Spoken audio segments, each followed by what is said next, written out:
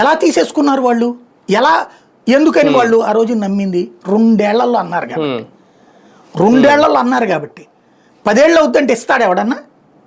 10 ఏళ్ల పాటు మీరు ఏడాదికో 25,000 తీసుకుని బతకండి అయ్యా అంటే ఇస్తాడా ఎవ్వరన్నా? ఇవాళ వాళ్ళ పరిస్థితి ఏంటండి?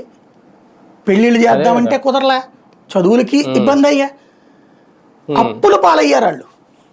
2 ఏళ్లలో అన్నది 2016లో చెప్పారు, 2018లో అవ్వాలి.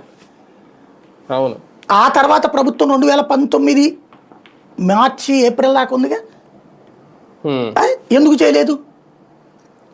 ఆ రోజు న్యాయమూర్తులు ఫ్లాట్ ఇచ్చేశారు వీళ్ళు, వీళ్ళకి ఇవ్వాల. పోనీ ఇప్పుడైనా 14 నెలలు అవుతుంది కదా సార్, ఇప్పుడు అధికారంలో రాగానైనా వాళ్ళకి గ్రామాల వారీగా అభివృద్ధి చేస్తా ఉన్నారు, అవి చేసేసి ఆ రాళ్లు పాతేసి ఆ సరిహద్దులు చూపించేసి ఇవ్వడానికి సరిపోదా ఈ 14 నెలల టైం? ఎట్లాగ సరిపోతుంది అంటే? ఇవ్వాలి అనుకుంటే ఏం లేదండి ప్రాబ్లం. ఇప్పుడు జ్యోతి రాసిన వార్తల్లోనే మనం ఇంతకు ముందు చెప్పిన ఇప్పుడు వాళ్ళు వార్తలుగా రాస్తున్నారు. ఏది వాళ్ళకి ఎక్కడ ఉన్న ప్లాట్లు తెలియదు చాలా మందికి, తెలియదు. అదే వేసిన వాటి ఏమో వీళ్ళు బహిరంగ సభ అని అదేనిదని రాళ్ళు పీకి అవతల పడేశారు, రాళ్ళు పీకి అవతల పడేశారు. ఇప్పుడు మళ్ళీ అక్కడ సరిహద్దు రాళ్ళు పెట్టాలా, మళ్ళీ వీళ్ళందరినీ పిలవాలి, కూర్చోబెట్టాలా, ఇదో సమస్య. ఇచ్చిన వాటిట్లో తేడా ఉందని వాళ్ళే రాస్తున్నారు కదా ఇప్పుడు.